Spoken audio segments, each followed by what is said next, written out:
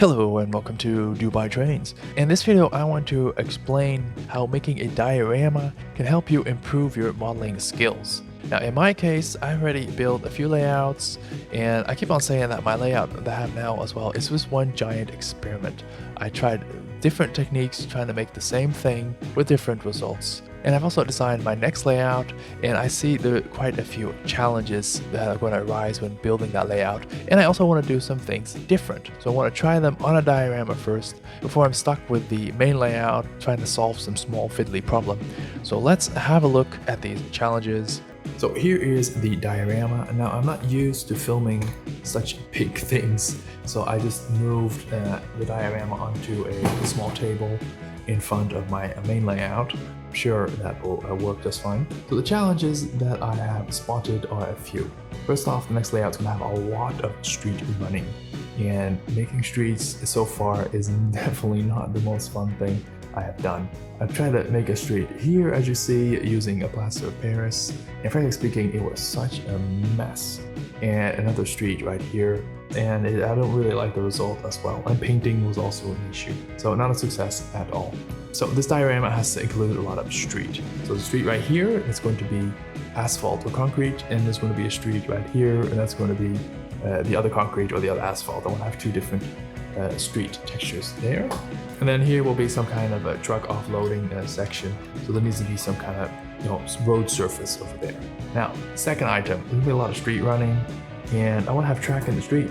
And I want to find a way to make this road quick, easy, and efficient. And I have an idea, I have a trick up my sleeve. And just to challenge myself, I put an entire turnout in the street, in the roadbed, and a crossing right here.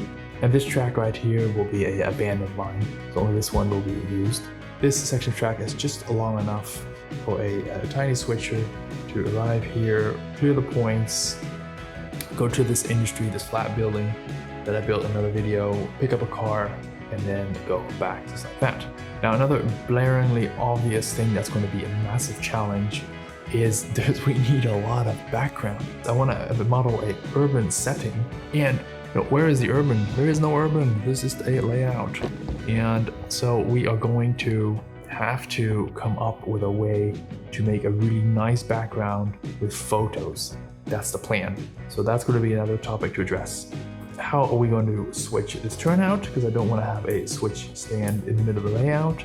I know there's a lot of commercially available solutions for that, but I'm not going to buy them because they're like 20, 25 bucks just to have a manual switch. And I'm going to come up with something far cheaper and have another trick up my sleeve. See, my sleeve is here. It's a bit loose. I'm too lazy to do the buttons today, but my sleeve is right there. And I have another trick up there. And lastly, I want to experiment with some urban scenery, urban greenery, let's call it like that.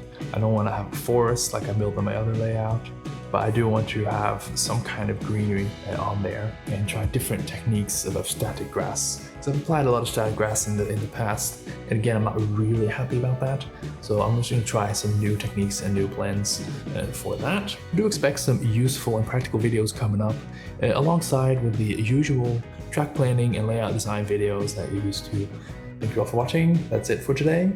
Bye bye.